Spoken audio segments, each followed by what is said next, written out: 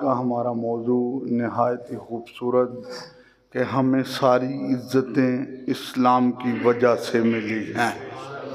نبی کریم صلی اللہ علیہ وآلہ وسلم کو اللہ نے جو دین دیا ہے، ان الدین عند اللہ الاسلام، اللہ نے جو حضور کو دین دیا ہے وہ دین اسلام ہے، اور اللہ کو سب سے پیارا لگتا ہے۔ میرے اور آپ کے آقا صلی اللہ علیہ وآلہ وسلم ایک بار کعبہ شریف کا طواف کر رہے ہیں۔ حضرت عبداللہ ابن عمر رضی اللہ عنہ آپ فرماتے ہیں، میں اللہ کے رسول صلی اللہ علیہ وآلہ وسلم کے ساتھ کعبہ شریف کا طواف کر رہا ہوں۔ کعبہ شریف کا طواف کرتے کرتے اچانک میرے اور آپ کے کریم آقا صلی اللہ علیہ وآلہ وسلم کعبے کے سامنے کھڑے ہوئے، اور اللہ کے رسول نے فرمایا، ما اعظم کی و اعظم حرمت کی، فرمایا اے کعبہ تو بڑی عظمتوں والا ہے اور تیری بڑی عزتیں ہیں، لیکن قسم ہے اس رب کی جس نے مجھے پیدا کیا ہے، المؤمن اعظم حرمتا عند اللہ من کے، فرمایا میرے غلام مومن کی عزت و عظمت تجھ سے بھی زیادہ ہے۔ اب دیکھیں، ایک طرف ہے کعبہ اور ایک طرف ہے سرکار کا غلام، اور وہ کعبہ کہ جس کو دیکھنے والے من نظر الی الکعبۃ ایمانا و تصدیقا غفر لہ ما تقدم من ذنبہ، جس کو حالت ایمان میں ایک نظر دیکھنے سے اللہ پچھلے سارے گناہ معاف فرماتا ہے۔ ایک طرف وہ کعبہ شریف ہے اور حضور بتا رہے ہیں کہ جس کے سینے میں اسلام کا جھنڈا لگا ہوا ہے وہ کعبے سے بھی افضل ہے۔ حضرت فاروق اعظم رضی اللہ عنہ ایک بار جا رہے تھے تو ایک جگہ پہ کھڑے ہوئے تو فاروق اعظم کی آنکھوں میں آنسو آ گئے، تو آپ کے ساتھ جو صحابی رسول تھے وہ کہنے لگے، پیارے عمر آپ کیوں رو پڑے ہیں؟ فرمایا مجھے وہ وقت یاد آ گیا ہے کہ میں یہاں آ کر اونٹ چرایا کرتا تھا، کہا یہاں اگر میں 5 اونٹ لے کر آتا تھا اور ایک اونٹ میرا گم ہو جاتا تھا تو میں اس کو آوازیں دیتا رہتا، اس کو تلاش کرتا رہتا، تلاش کرتے کرتے میرا آدھا دن گزر جاتا۔ آج میں دیکھ رہا ہوں اسلام نے مجھے اتنی عزتیں دی ہے کہ آج 22 لاکھ مربع میل پہ میں حکومت کر رہا ہوں، آج میرے درے سے بھی زمین رکھتی ہے، اور فاروق اعظم تیرے لیے کبھی وہ بھی وقت تھا کہ تو ایک اونٹ کو ڈھونڈتے ڈھونڈتے اتنا وقت لگا دیتا تھا۔ اور یہ دیکھیں، یہ ساری عزتیں اگر حضور کے آمد سے پہلے ماں کو پکڑ کے ان کے بیٹے منڈی میں جا کر بیچ دیا کرتے تھے تو یہ اسلام نے عزتیں دی ہیں۔ کیسی عزتیں ہیں؟ فرمایا اب ماؤں کو بیچا نہیں جائے گا، اب تم انہیں ایک نظر دیکھو گے، اللہ تمہیں مقبول حج کا ثواب عطا فرمائے گا۔ اب فرمایا ان کے خدمت میں تمہارے لیے جنت کو رکھ دیا گیا ہے۔ بلکہ آگے چلیں تو کتنی حسین بات ہے کہ یتیموں کے ساتھ ایک دور وہ تھا کہ جب سلوک ہی اچھا نہیں کیا جاتا تھا اور ان سے نفرت کی جاتی تھی، لیکن اسلام نے یتیموں کا پرچم اتنا بلند کیا کہ جب حضرت صدیق اکبر رضی اللہ عنہ کا وصال ہوا تو حضرت فاروق اعظم خلیفہ بنے، تو آپ رات کے وقت مدینہ شریف کی ایک گلی سے گزر رہی ہیں تو ایک بیٹی اندر اپنی ماں کو کہہ رہی ہے، امی اب ہمارا گزر بسر کیسے ہوگا؟ تو ماں کہنے لگی کیا ہوا ہے؟ تو اس نے کہا، امی ہماری بکریوں کا دودھ پہلے صدیق اکبر آ کر خود نکالا کرتے تھے، اور اب ہماری بکریوں کا دودھ کون نکالے گا؟ اس کا پس منظر کیا ہے؟ حضرت فاروق اعظم رضی اللہ عنہ اس دروازے پہ آئے اور حضرت عمر رضی اللہ عنہ نے اس دروازے پہ آ کر جو حسین بول بولے وہ بول کیا تھے؟ فرمایا تم کیا آپس میں باتیں کر رہی تھی؟ تو وہ بچی کہنے لگی، بات کچھ یوں ہے کہ ابھی حضور پاک علیہ الصلوۃ والسلام حیات ہیں ظاہری طور پہ، اور میرے بابا کا وصال ہو گیا۔ ہم نے کچھ بکریاں رکھی ہوئی تھیں، اور پہلے میرے بابا بکریوں کا دودھ نکالتے تھے، ہم ضرورت کے مطابق دودھ رکھتے بھی تھے، فروخت بھی کرتے تھے، بیچتے بھی تھے، ہمارا گزر بسر ہوتا تھا۔ جب حضور کا وصال ہوا تو حضرت صدیق اکبر رضی اللہ عنہ آپ جب خلیفہ بنے، تو آپ کے خلیفہ بننے سے پہلے جب میرے بابا جی کا وصال ہوا تو حضرت ابوبکر خود چل کر آتے اور وہ ہمارے گھر میں ہماری بکریوں کا دودھ نکالا کرتے تھے۔ جب صدیق اکبر خلیفہ بنے تو میں چل کر ان کے پاس گئی، میں نے کہا ابوبکر اب تو اتنی بڑی حکومت کا بادشاہ بن گیا ہے، اب ہماری بکریوں کا دودھ کون نکالے گا؟ تو انہوں نے کہا گھبرانا نہیں ہے، ابوبکر آ کے تمہاری بکریوں کا دودھ نکالے گا۔ یہ ہے اسلام، یہ ہے اسلام۔ حضرت فاروق اعظم رضی اللہ عنہ نے فرمایا اب کیا ہوا؟ انہوں نے کہا صدیق پاک کا وصال ہو گیا ہے اور عمر پاک آپ آ گئے ہیں۔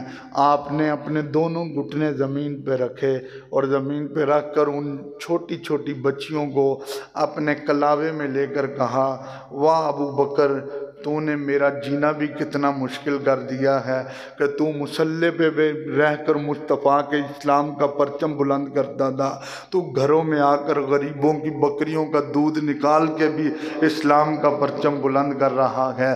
یہ اسلام نے عزتیں دی ہیں۔ حضرت فاروق اعظم نے کہا گھبرانا نہیں، جیسے ابوبکر چل کے آ کر دودھ نکالا کرتے تھے ایسے میں بھی دودھ نکالا کروں گا۔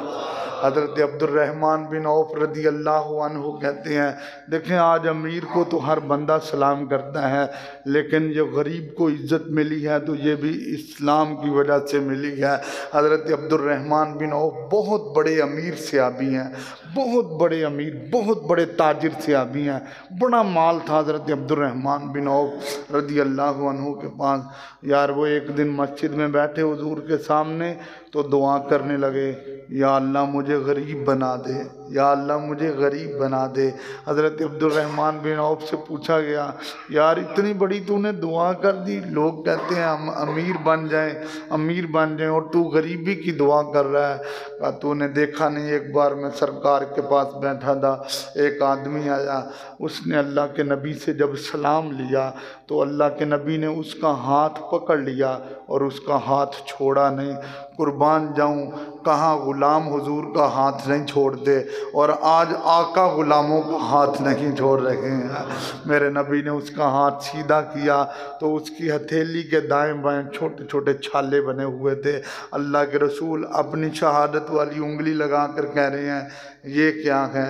تو اس نے کہا بچے زیادہ ہیں، میں کئی پکڑ کر مدینے میں مزدوری کرتا ہوں۔ تو کہتے ہیں اس دن مجھے پتہ چلا غریبی کی شان کیا ہے۔ اللہ کے رسول نے اس کے ہاتھ کو پکڑ کے چومنا شروع کر دیا ہے۔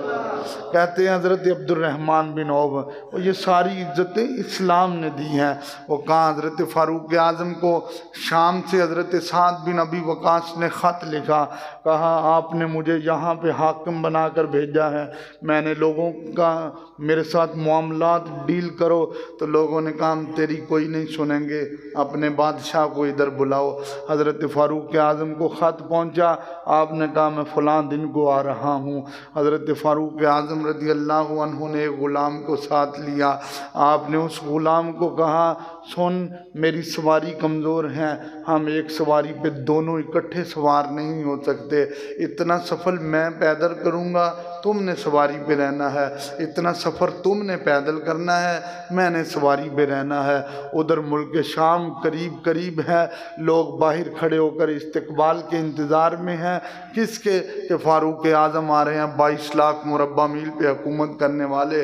اور معاملہ کچھ یوں تھا کہ جب آپ نے شام میں داخل ہونا تھا، غلام کی باری سواری پہ بیٹھنے کی تھی اور فاروق اعظم کی باری رسی پکڑنے کی تھی، اور وہ پانی کا ایک گراؤنڈ تھا کہ رستے میں کچھ پانی کھڑا تھا، تو حضرت فاروق اعظم کے پاس چمڑے کے جوڑے تھے، آپ نے اپنے دونوں جوڑے اتارے، اور ایک روایت میں آتا ہے آپ نے اپنے سر پہ رکھے، اور ایک میں آتا ہے آپ نے اپنی بغل میں لیے، اور بغل میں لیے تو وہ جو غلام تھا وہ کہنے لگا حضور وہ تو دیکھیں نا سامنے آپ کے استقبال میں کھڑے ہیں کہ یہ عمر آ رہا ہے جس کی تلوار سے کیسر و کسریٰ بھی ڈرتا ہے، پورا عرب لرزتا ہے، اور آپ نے جوڑے سر پہ رکھے ہوئے ہیں، آپ آ جائیں نا، آپ اوپر بیٹھیں، میں رسی پکڑتا ہوں تاکہ انہیں پتہ چل جائے کہ یہ آقا ہیں اور میں غلام ہوں۔ فاروق اعظم نے کہا مجھے بتا باری کس کی ہے اوپر بیٹھنے کی؟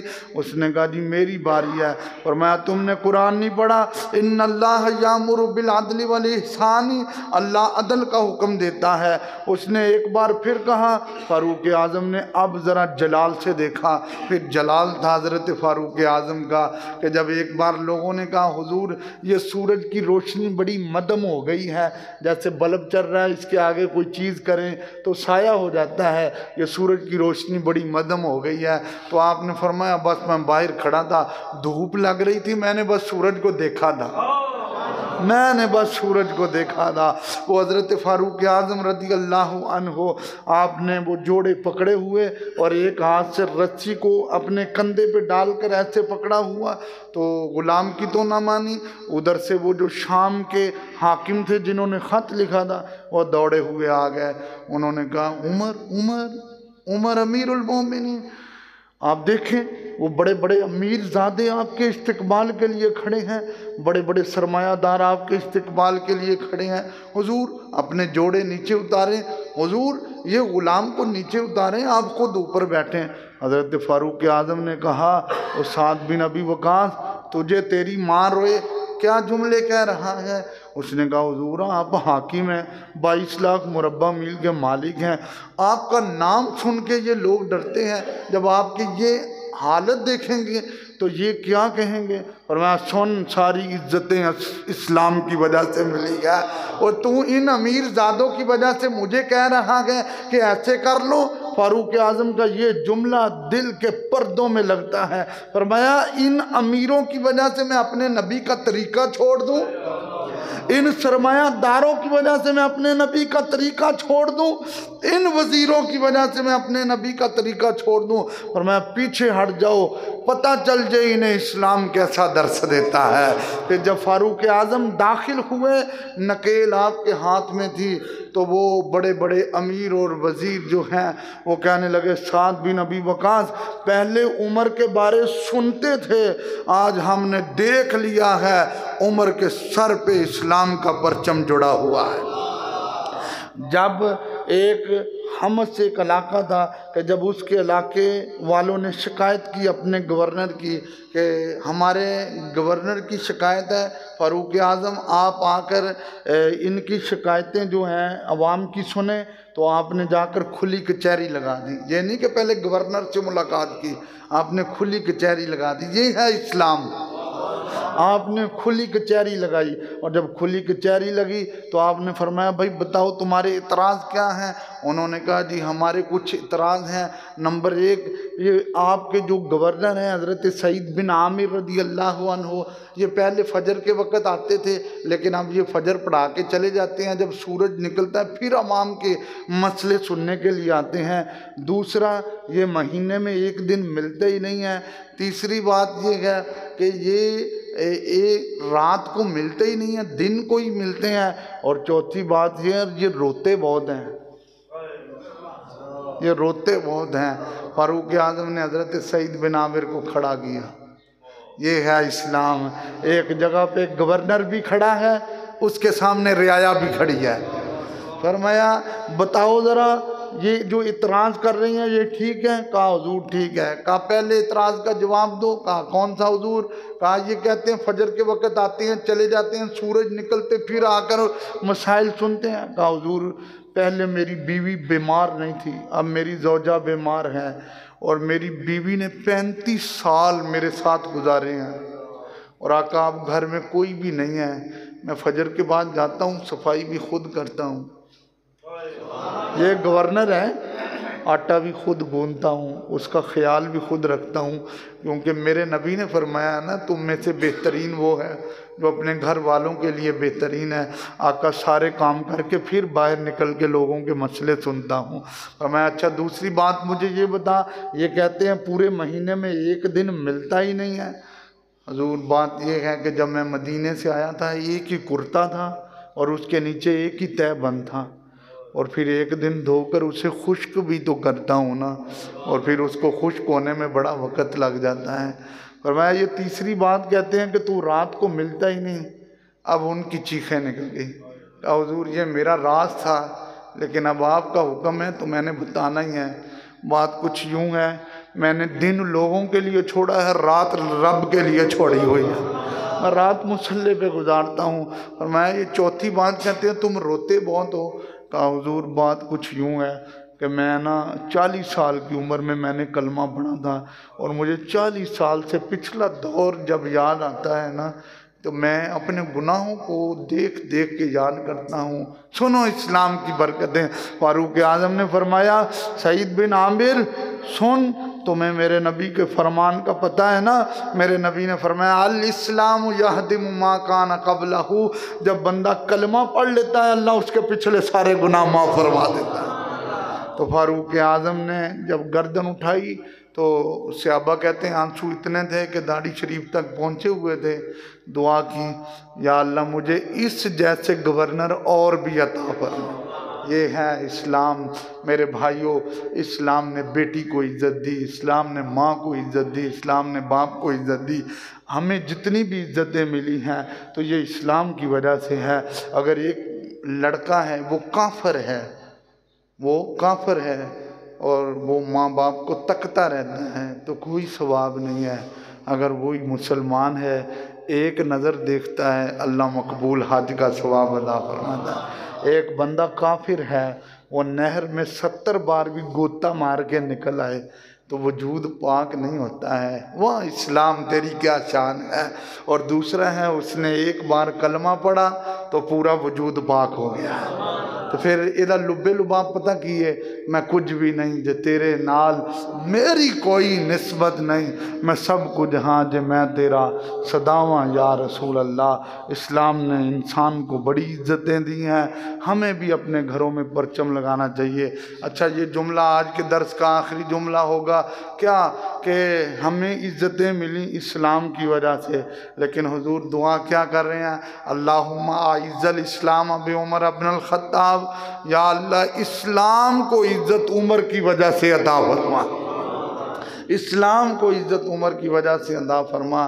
کیسے میرے آقا کی یہ حسین جماعت ہے کہ میرے آقا کے جتنے بھی اصحاب ہیں ایسی مبارک جماعت پہ لاکھوں سلام۔ لا